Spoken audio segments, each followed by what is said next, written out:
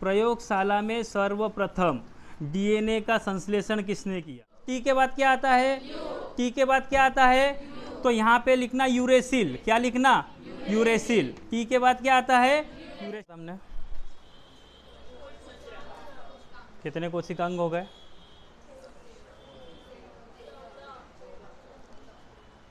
Test दिया आपने? किसी ने दिया? सबने टेस्ट दिया? वीडियो भी देखना है ना? नोट्स बनाए क्या? कौन पहला दिन वाला है? फर्स्ट डे, हाँ, है ना? सबको टेस्ट देना है, ठीक है? चलो, हमने जो कोशिकांग हमारे हो चुके हैं सेल के अंदर, वो कौन कौन से हो चुके हैं? सबसे पहले कोशिका झिल्ली हो चुका है। कोशिका झिल्ली हो चुका है। दूसरा क्या हुआ है? कोशिका भित्ति, ये भी हो चुका है। तीसरा क्या हुआ? मैं शॉर्टकट में ईपीआर लिख दूं। फिर क्या हुआ? जीव द्रव हो चुका है, ठीक है। फिर क्या हुआ? राइबोसोम। फिर क्या हुआ? राइबोसोम के बाद क्या हुआ? लाइसोसोम। फिर क्या हुआ? लाइसोसोम के बाद हुआ है हमारा माइटोकॉन्ड्रिया। माइटोकॉन्ड्रिया। और फिर क्या हुआ इसके बाद? क्या हुआ? लवक। फिर क्या हुआ? क्या हुआ? रिक्तिका। फिर क्या हुआ? Golgi body. और तारककाय मतलब सेंट्रोसोम। क्या हुआ? तारककाय। फिर क्या हुआ? फिर केंद्रक। केंद्रक के अंदर हमने केंद्रिका भी देख लिया और उसके बाद गुणसूत्र भी देख लिए। क्या देख लिया? गुणसूत्र। यहाँ तक हो चुका है अपने। गुणसूत्र आपने याद करे कितने होते हैं? खरगोश के गुणसूत्र कितने होते हैं? जल्दी बोलो, कितने होते हैं खरगोश के? खरगोश के गुणसूत्र कितने होते हैं? कितने होते हैं? कितने होते हैं? 44। मनुष्य के कितने होते हैं? घोड़े के कितने होते हैं? मक्खी के कितने होते हैं? कितने होते हैं? 8। टमाटर के?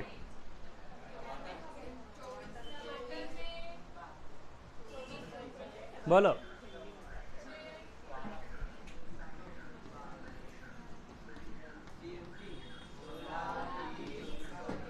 कितने होते हैं? 24। ये किसके गुणसूत्र हैं?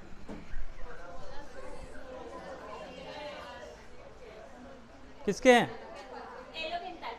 एलोकेंथा, ठीक है। और ये किसके हैं? ये किसके हैं? ऑफिस वाला कौन सा? ऑफियोग्लासम। कौन सा है? ऑफियोग्लासम। ये किसके गुणसूत्र है? किसके? मक्खी। किसके? मक्खी। मटर के कितने? 14। अब गुणसूत्र जो होते हैं यहाँ तक अपन ने कल देखा था। अब गुणसूत्र जो है अपन ने देख लिया था कि 2 प्रकार के होते हैं, एक अलिंग सूत्री और एक लिंग सूत्री। यहाँ तक हो गया था अपना। गुणसूत्र की संख्या भी हो गई थी। आज हमको देखना है जिन। क्या देखना है? जिन। अब ये जो जिन होते हैं क्या होता है? इसको हिंदी में क्या बोलते हैं? जिन। क्या बोलते हैं? जिन। जिन की जो खोज है, ये खोज करी है जोहानसन। किसने करी है? किसने करी है? जोहानसन। और जो थ्योरी दी है, जिन थ्योरी आता है, जिन थ्योरी जो दी है वो सटन ने दी है। किसने दी है? सटन ने। किसने दी है? सटन। और गुणसूत्र की थ्योरी में 2 नाम आते हैं, सटन एवं बावेरी। 2 नाम आते हैं, सटन एवं बावेरी। इसमें क्या आता है? सटन। समझ में आ रहा है? अब इसका काम क्या है वो समझना।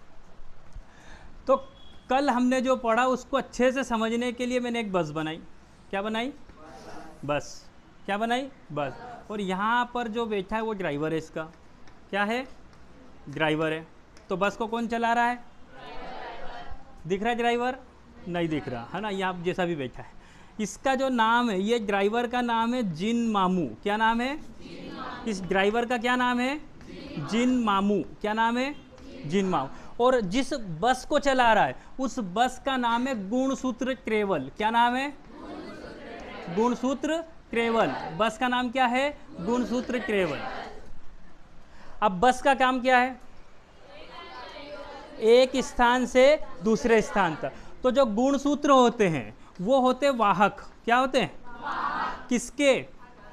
किसके वाहक? आनुवांशिक लक्षणों के। किसके? आनुवांशिक लक्षण जो कि एक पीढ़ी से दूसरी पीढ़ी में ले जाते। समझ में आ रहा है? और जो जिन है वो क्या है? ड्राइवर। क्या है? ड्राइवर। और ड्राइवर का काम क्या है? निर्धारक। ये क्या है? ये क्या है? निर्धारक। ये निर्धारित करता है। इसको क्या बोलते हैं? आनुवांशिकी का निर्धारक या वंशानुगति का निर्धारक। किसको? जिन को। और वाहक किसको बोलते हैं? गुणसूत्र को।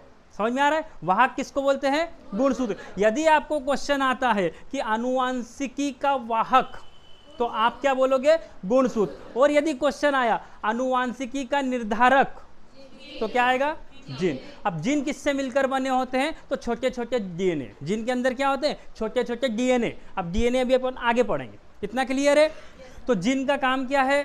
जिन किससे मिलकर बना है? डीएनए से। दूसरा, ये इसकी खोज किसने करी? तो जोहानसन ने। और थ्योरी किसने दी? सटन ने। गुणसूत्र जो होते हैं उसको वाहक बोलते हैं और इसको क्या बोलते हैं? निर्धारक। इसके बारे में ऐसा आ सकता है इसको क्या बोलते हैं? वंशानुगति का वाहक। क्या बोलते हैं? वंशानुगति। वंशानुगति का वाहक। का वाहक। या फिर इसको इकाई भी बोलते हैं। क्या बोलते हैं? इकाई। और वंशानुगति की जगह आ सकता है आनुवांशिकी। इसकी जगह क्या शब्द आ सकता है? आनुवांशिकी शब्द। क्या आ सकता है? आनुवांशिकी। आनुवांशिकी शब्द भी यहाँ पर आ सकता है। इतना क्लियर है? इतना क्लियर है? ये बस को ध्यान में रखना। ये दो बहुत कंफ्यूज करेंगे आपको, कौन सा क्या काम करता है। यदि इतना क्लियर है तो अपन आगे बढ़े। बोलो, आगे बढ़ते हैं। दूसरा, ये जो शब्द है क्या है? क्या है?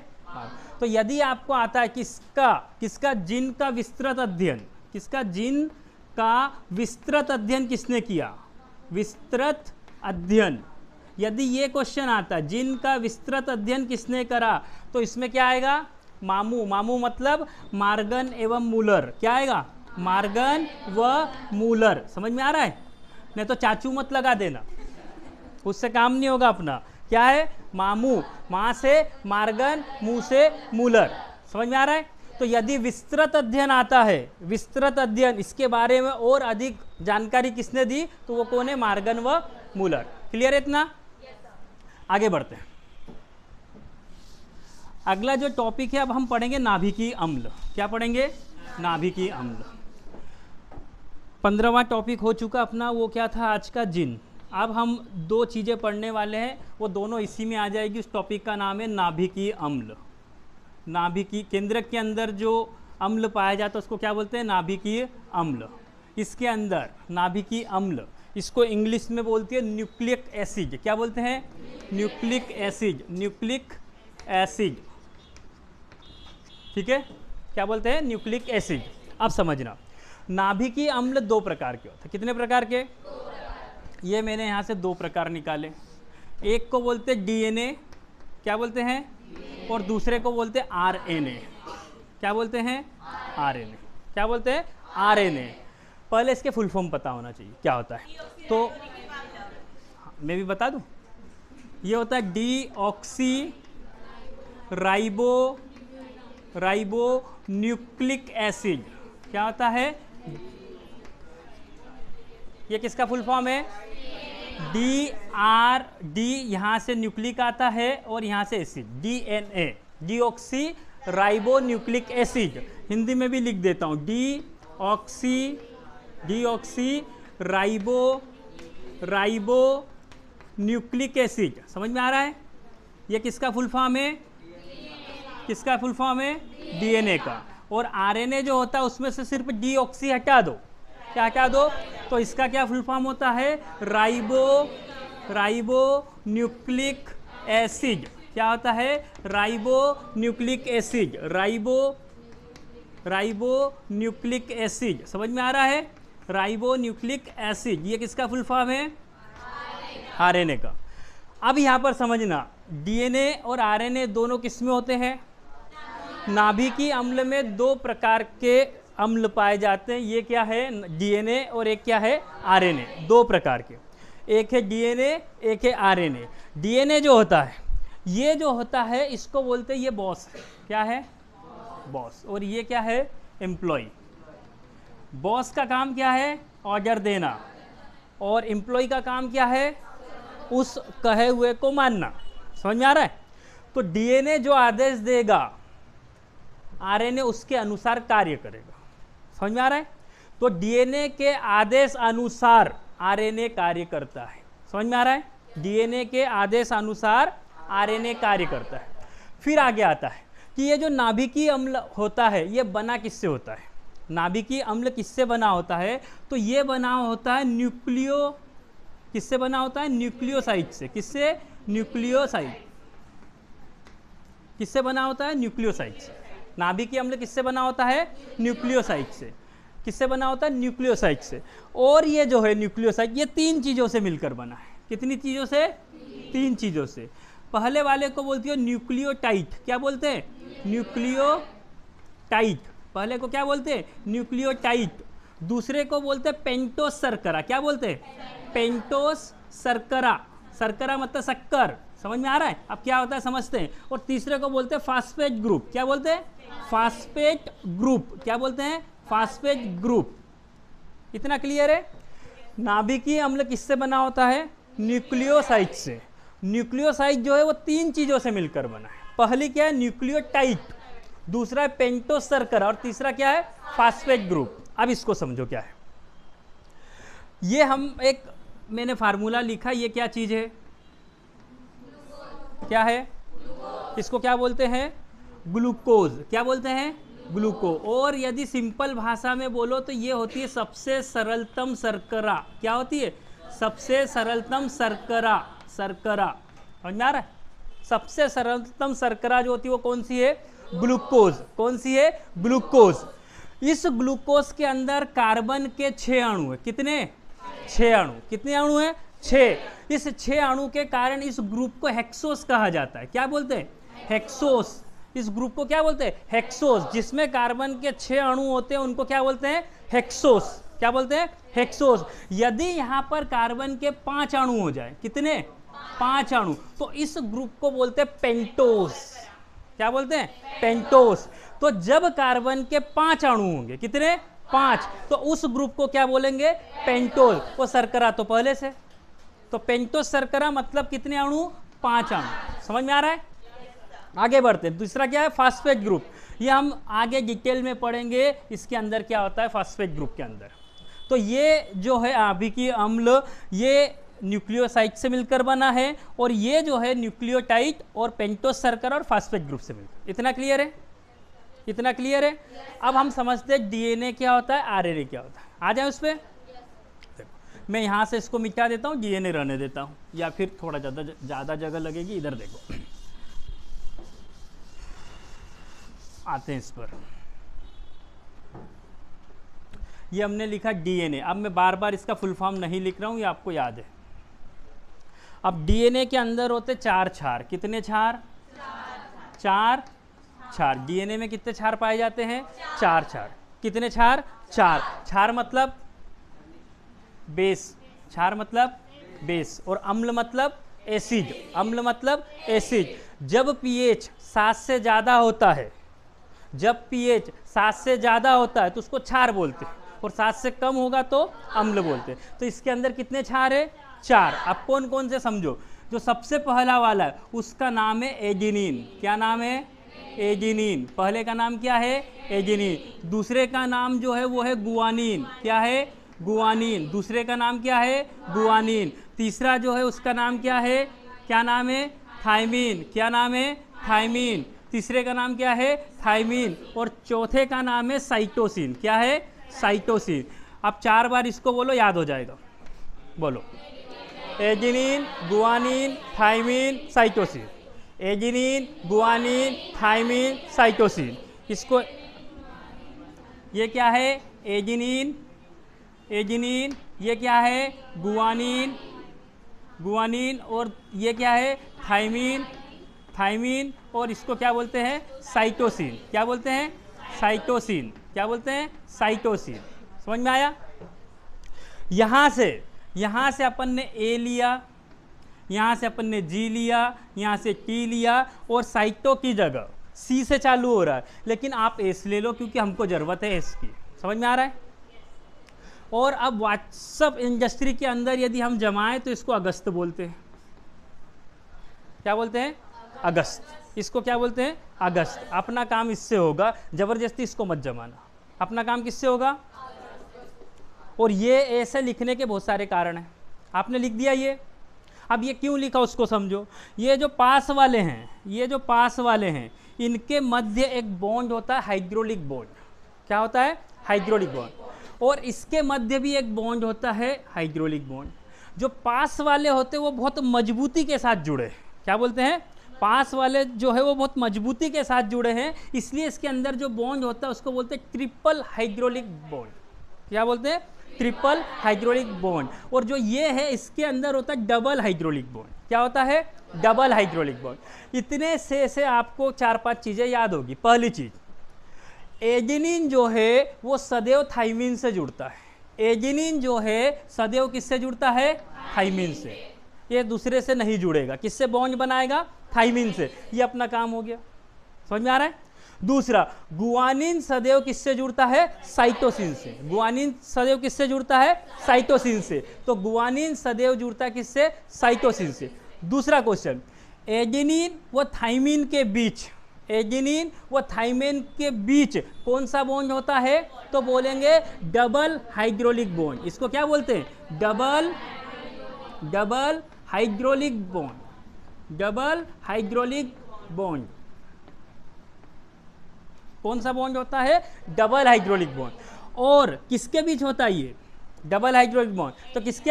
एजिनिन और ये जो दो है इनके बीच में कौन सा बॉन्ड होता है? तो बोलेंगे ट्रिपल हाइड्रोलिक बॉन्ड। कौन सा बॉन्ड होता है? Triple hydraulic bond. इतना समझ में आया?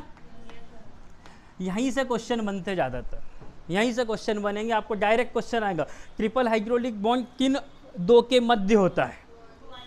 तो चारों नाम आएंगे आपके साथ, चारों नाम आएंगे।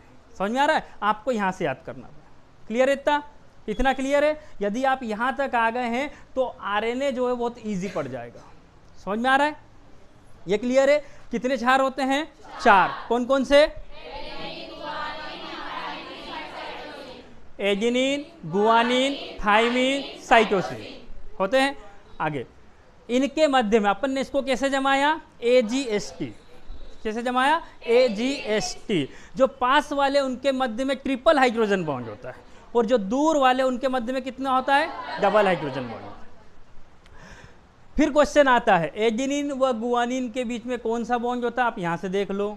समझ में आना? और गुआनिन और साइटोसिन के बीच में कौन सा बॉन्ड होता है? यहाँ से। क्लियर है? अब आते हैं क्षार के ऊपर, है ना? यहीं पर लिखा हुआ है, ये मैंने लाइन खींची और यहाँ पे मैं बोल रहा हूँ आरएनए। क्या बोल रहा हूँ? आरएनए। आरएनए का फुल फॉर्म क्या है? Ribonucleic acid. ये कितने क्षार होते हैं? कितने क्षार होते हैं? 4। कितने क्षार? 4। पहला जो होता है उसमें कोई माथा बच्ची नहीं, उधर से नकल मार लो। एजिनिन। कौन सा होता है? एजिनिन। पहला कौन सा होता है? एजिनिन। दूसरा जो होता है उसमें भी नकल मार लो। क्या होता है? गुआनिन। दूसरे में भी नकल मार लो। अभी कोई दिक्कत? तीसरा, अब जब तीसरा जाएगा तो यहाँ पे थोड़ा सा याद रखना, टी के बाद क्या आता है? टी के बाद क्या आता है? टी के बाद क्या आता है? तो यहाँ पे लिखना यूरेसिल। क्या लिखना? यूरेसिल। टी के बाद क्या आता है? यूरेसिल। और चौथा भी वही का वही लिख दो। क्या है? साइटोसिन। चौथा भी वही लिख दो। क्या है? साइटोसिन। समझ में आ रहा है? समझ में आ रहा है? तो यदि हम एक क्षार को चेंज करेंगे तो किसके बन जाएंगे? मतलब डीएनए और आरएनए जिससे मिलकर बने हैं उसका लगभग 90% सेम है। सिर्फ अंतर क्या है? थाइमिन की जगह यूरेसिल। कितना अंतर है? थाइमिन की जगह यूरेसिल, इसके अलावा कोई अंतर नहीं है। समझ में आ रहा है? समझ में आ रहा है? इसीलिए डीएनए से हम आरएनए बना सकते हैं, आरएनए से हम डीएनए बना सकते हैं, डीएनए से डीएनए बना सकते हैं, वो अभी हम देखते हैं। क्लियर है? इतना क्लियर है? ये क्लियर है? आगे बढ़ते हैं। अब हम देखते हैं कि कौन कौन सी प्रोसेस से क्या क्या बनता है, आगे देखते हैं।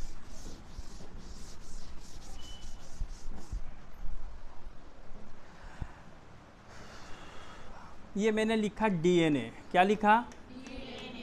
डीएनए से यदि मुझे डीएनए बनाना है, क्या बनाना है? डीएनए से यदि मुझे डीएनए बनाना है तो बोलेंगे फोटोकॉपी कर लो, वही चीज़ बनाना है ना, आपके पास ये दूसरी ओर चाहिए तो फोटोकॉपी कर लो। समझ में आ रहा? तो इसको बोलते, ये जो प्रोसेस होती है इसको बोलते हैं डुप्लीकेशन। क्या बोलते हैं? डुप्लीकेशन। फोटोकॉपी मतलब डुप्लीकेट हो रहा है। समझ में आ रहा है? और हिंदी में यदि बात करेंगे तो इसको बोलते हैं द्विगुणन। क्या बोलते हैं? द्विगुणन। इस प्रोसेस को क्या बोलते हैं? द्विगुणन। क्या बोलते हैं? द्विगुणन। यदि डीएनए से डीएनए बनाना है तो प्रोसेस को डुप्लीकेशन बोलते हैं और हिंदी में क्या बोलते हैं? द्विगुणन। यदि क्वेश्चन आया कि आपको डीएनए से आरएनए बनाना है, क्या बनाना है? डीएनए से आरएनए, तो डीएनए से यदि आरएनए बनाना है तो इसको बोलते हैं ट्रांसक्रिप्शन। क्या बोलते हैं? ट्रांसक्रिप्शन। ये हमने लिखा ट्रांसक्रिप्शन। क्या लिखा? ट्रांसक्रिप्शन। और इसको हिंदी में बोलते हैं, क्या बोलते हैं? क्या बोलते हैं? अनुलेखन। क्या बोलते हैं? अनुलेखन। हिंदी में क्या बोलते हैं? अनुलेखन। क्या बोलते हैं? अनुलेखन। हिंदी में क्या बोलते हैं? अनुलेखन। यदि इस प्रोसेस का मैं उल्टा कर दूं, इस प्रोसेस का उल्टा कर दूं तो क्या आ जाएगा? आरएनए से डीएनए। तो उल्टा कर दिया हमने, तो इसको क्या बोल देंगे? इधर से जा रहे और वापस आ रहे तो बोलते हैं रिवर्स आ रहे। क्या बोलते हैं? तो इसके आगे आप लिख दो, क्या लिख दो? Reverse transcription. क्या लिख दो? Reverse transcription. क्या लिख दो? Reverse transcription. और हिंदी में यदि लिखना हो तो उल्टे को क्या बोलते हैं? व्युत्क्रम। क्या बोलते हैं? व्युत्क्रम। व्युत्क्रम अनुलेखन। क्या बोलते हैं? व्युत्क्रम अनुलेखन। व्युत्क्रम अनुलेखन। समझ में आया? इतना समझ में आया?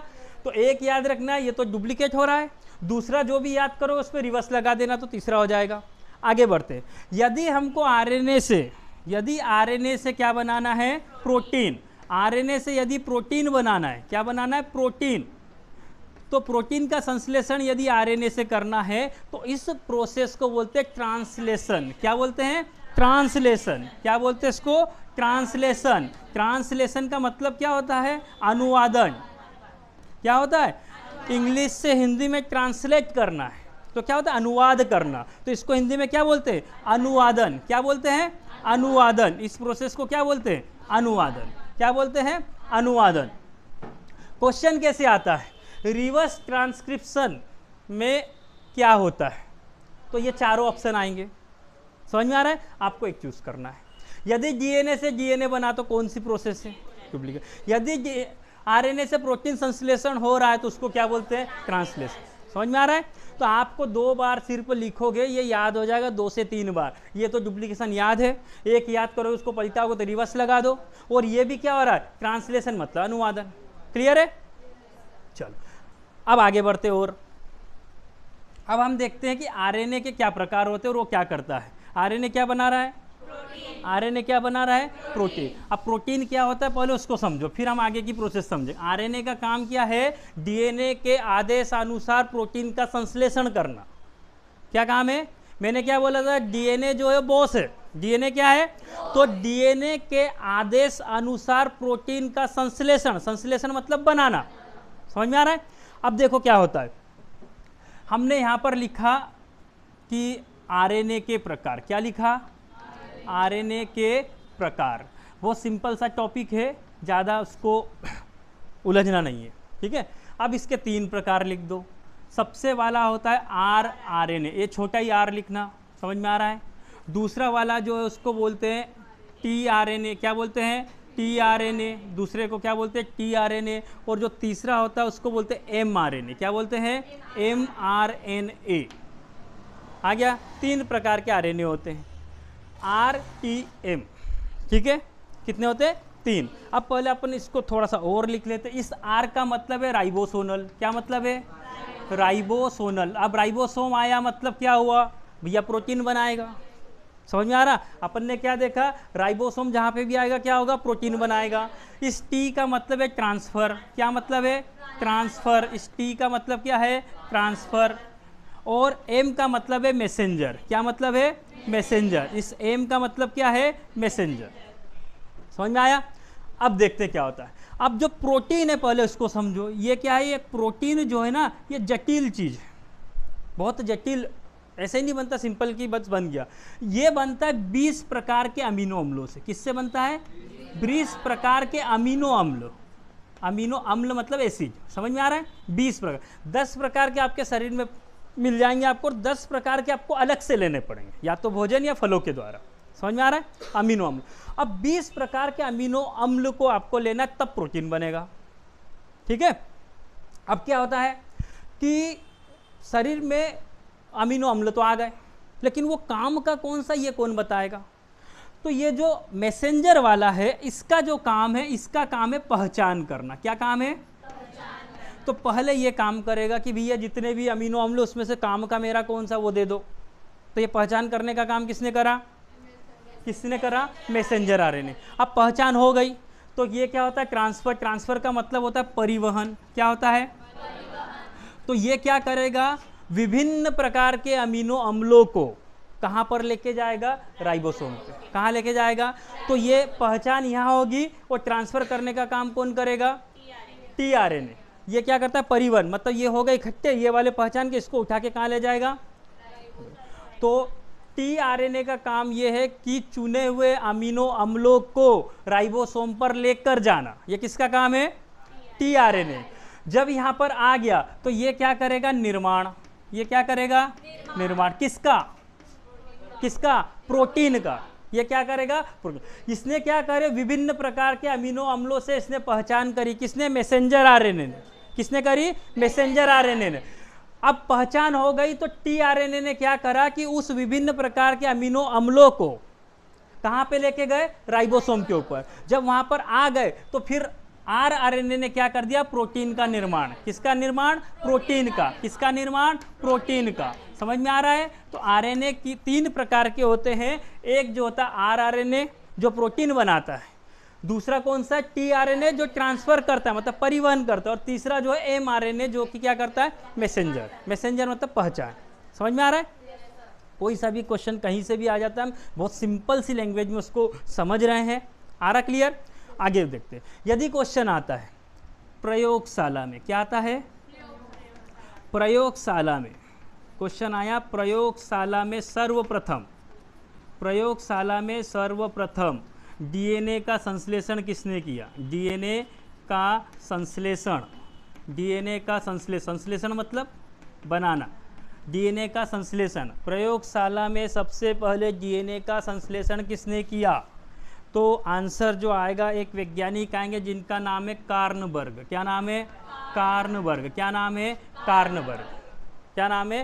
कार्नबर्ग। और यदि क्वेश्चन में थोड़ा सा चेंज कर दिया और क्वेश्चन कर दिया प्रयोगशाला में, क्वेश्चन क्या कर दिया? प्रयोगशाला में सर्वप्रथम या सबसे पहले, सर्वप्रथम या सबसे पहले आरएनए का संश्लेषण किसने किया? आरएनए का संश्लेषण किसने किया? यदि ये क्वेश्चन कर दिया तो आपका जो आंसर आएगा वो वैज्ञानिक जो है वो है आकोआ। कौन सा है? आकोआ। समझ में आ रहा है? आकोआ। क्लियर है? प्रयोगशाला में सर्वप्रथम डीएनए का संश्लेषण कार्नबर्ग। प्रयोगशाला में सर्वप्रथम आरएनए का संश्लेषण आकोआ। कितना क्लियर है? यहाँ तक आते आते आपके 15 थे, 16 पे डीएनए, 17 पे आरएनए। कितने हो गए? पूरे यहाँ पर कोशिकांग हो गए। क्लियर है? 17 प्रकार के कोशिकांग अब पढ़ चुके हैं। इन्हीं पे से क्वेश्चन घूम घूम के आएगा। अब ये क्लियर है? इसको मैं मिटा रहा हूँ और बचे हुए लिख रहा हूँ, फिर आपको ये बताता हूँ कि कौन से जंतु कोशिका में पाए जाते हैं और कौन से पादप में। क्लियर है? क्वेश्चन अधिकतर ऐसे ही आते हैं। देखो ये 15 तक हो गया। ये अपन ने लिखा 16वां। कौन सा लिखा? 16वां। 16वां कौन सा था? डीएनए। मतलब नाभिकीय अम्ल के अंदर ही हमने इन दोनों को पढ़ लिया। और 17 कौन सा था? आरएनए। या हम डायरेक्ट नाभिकीय अम्ल भी लिख सकते थे। क्लियर है इतना? अब देखो, अब क्वेश्चन आपको आया है ना, ये पेन मैं किसके लिए यूज़ कर रहा हूँ? जंतु के लिए। किसके लिए यूज़ कर रहा हूँ? जंतु कोशिका के लिए। और दूसरे कलर का पेन किसके लिए यूज़ कर रहा हूँ वो देखना। ये वाला किसके लिए कर रहा हूँ? पादप कोशिका पे। तो जिस पे निशान लगाऊंगा आप समझ जाना। समझ में आ रहा है? पहले हम बात करें जंतु कोशिका। क्वेश्चन आया कि ऐसे कौन से कोशिका अंग है जो सिर्फ और सिर्फ जंतु कोशिका में पाए जाते, पादप में नहीं? तो एक आएगा लाइसोसोम। क्या आएगा? लाइसोसोम। ये किस में पाया जाता है? सिर्फ और सिर्फ जंतु। और दूसरा आएगा सेंट्रोसोम, जिसको तारक काय बोलते हैं। समझ में आ रहा है? ये दो कोशिकांग ऐसे हैं जो सिर्फ और सिर्फ जंतु कोशिका में पाए जाते हैं। क्लियर है? यदि दूसरा क्वेश्चन आया, क्या क्वेश्चन आया कि ऐसे कौन से अंग है जो सिर्फ और सिर्फ पादप कोशिका में पाए जाते हैं? तो एक तो है कोशिका भित्ति, ये सिर्फ किसमें? पादप में। दूसरा है लवक। कहाँ है? ये पेड़ पौधों में ही पाया जाता है, प्रकाश संश्लेषण की क्रिया यही करते हैं। और तीसरा जो है वो है रिक्तिका। ये तीन अंग ऐसे हैं जो सिर्फ और सिर्फ किसमें होते हैं? पादप कोशिका में। ये पादप में, ये दो सिर्फ जंतु में, बाकी कॉमन। आ रहा समझ में? बाकी जितने भी होते हैं वो क्या होते हैं? कॉमन होते हैं। अब क्वेश्चन क्या आते हैं ये भी क्लियर कर लिया। अब क्वेश्चन क्या आता है वो समझो। अब क्वेश्चन आपने जितना पढ़ा हुआ है, मैंने बोला कोशिका का अस्थिपंजर क्या होता है? कोशिका का अस्थिपंजर किसको बोलते हैं? किसको बोलते हैं? अंतःप्रदवी जालिका। किसको बोलते हैं? अंतःप्रदवी। दूसरा आत्महत्या की थैली किसको बोलते हैं? कोशिका का श्वसन स्थल। कोशिका का श्वसन स्थल। राइबोसोम की फैक्ट्री। उल्टा फंस गए, क्वेश्चन तो उल्टा पूछा। चलो वापस आ जाओ। प्रोटीन की फैक्ट्री। प्रोटीन की फैक्ट्री। अब वापस क्वेश्चन, राइबोसोम की फैक्ट्री। गलत। जहां पर जो बनता है वो उसकी फैक्ट्री। मैंने क्वेश्चन क्या पूछा? पहले पूछा प्रोटीन की फैक्ट्री। क्या पूछा? प्रोटीन की फैक्ट्री। प्रोटीन की फैक्ट्री में आपने आंसर क्या दिया? ऐसा उल्टा थोड़ी होता है। मैंने बोला फटाके की फैक्ट्री तो वहाँ है ना, वहाँ की फैक्ट्री तो यहाँ थोड़ी है। समझ में आ रहा है? तो प्रोटीन की फैक्ट्री में आपने क्या बोला? राइबोसोम। ये राइबोसोम प्रोटीन बनाता है। लेकिन यदि ये बोला राइबोसोम की फैक्ट्री, किसकी? नहीं है राइबोसोम की फैक्ट्री। राइबोसोम की फैक्ट्री जो होती है वो केंद्रिका को बोलते हैं। किसको बोलते हैं? केंद्रिका को। राइबोसोम की फैक्ट्री किसको बोलते हैं? केंद्रिका को। किसको? केंद्रिका को। किसको बोलते हैं? केंद्रिका को। दूसरा यातायात प्रबंधक। कोशिका का यातायात प्रबंधक कौन है? Golgi body. कौन है? Golgi body. Kitchen of the cell. Kitchen of the cell हरित लवक। कौन सा है? या यदि हरित लवक ऑप्शन नहीं तो लवक, क्योंकि इसी के तीन टाइप हमने देखे थे, अवर्णी, वर्णी और हरित लवक देखे थे। चलो इसके बाद हम गए तो रसधानी कहाँ होती है? कोशिका रस कहाँ पाया जाता है ये बता। कोशिका रस कहाँ पाया जाता है? कोशिका रस कहाँ पाया जाता है? अब बोलते द्रव पूछ लेते तो अभी बता देते। यदि मैं पूछता कोशिका द्रव कहाँ होता है? कोशिका द्रव कहाँ होता है? कहाँ होता है? ये बीच वाला। मैं पूछ रहा हूँ कोशिका रस कहाँ होता है? कहाँ होता है? कोशिका रस कहाँ होता है? रिक्तिका में। कहाँ होता है? रिक्तिका में। कोशिका, याद रखना ये रिक्तिका जो है ये दो काम करती है, संचय का काम करती है। यदि भोजन संचय करा तो खाद्य रिक्तिका बोलेंगे, और यदि रस संचय करा तो इसको रसधानी बोलते हैं। क्या बोलते हैं? रसधानी। क्या बोलते हैं? रसधानी। समझ में आ रहा है? तो कोशिका रस आएगा तो उसमें क्या आंसर आएगा? रिक्तिका। शब्दों को ध्यान से समझना, क्या पूछ रहा है, खुशी के मारे कहीं का भी ऑप्शन मत लगा देना। और यही होता है अभी, समझ में आ रहा है? नहीं तो इतनी खुशी हो रही, इतनी खुशी, बस दिखा राइबोसोम तो बस वही। समझ में आ रहा है? तो ये मत कर बैठना। क्लियर है इतना? आपके पास अब जो टेस्ट आने वाला है, अब जो टेस्ट आएगा वो फुल लेंथ टेस्ट आएगा, पूरे 17 प्रकार के कोशिका अंगों के बारे में आएगा। समझ में आ रहा है? पूरे यहाँ से वहाँ तक। तो कहीं पे भी डाउट है तो आपके पास अवेलेबल है, आप आराम से उसको कवर करिए। रोज के टेस्ट बना रहे हैं आपके लिए, उनको दीजिए और बार बार दीजिए। आपको क्वेश्चन का पैटर्न समझ में आए, यही क्वेश्चन बार बार रिपीट होते, हर बार एग्जाम में आएगा आत्महत्या की थ्योरी। समझ में आ रहा है? वही के वही क्वेश्चन आएंगे। ठीक है, तो थैंक यू वेरी मच, बाकी करते हैं कल।